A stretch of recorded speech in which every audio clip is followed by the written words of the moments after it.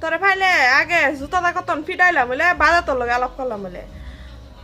আমি 2-3 দিন আগে একটা ভিডিও বানাইছি আমার জামাইরে লইয়া হেরা আমরা এমনি খেয়াল দেমালি যে শ্রীদেবী জামাই বেচলা এরকম একটা ভিডিও বানাইছি সেই ভিডিওর আমাদের হেরা কমেন্ট করছে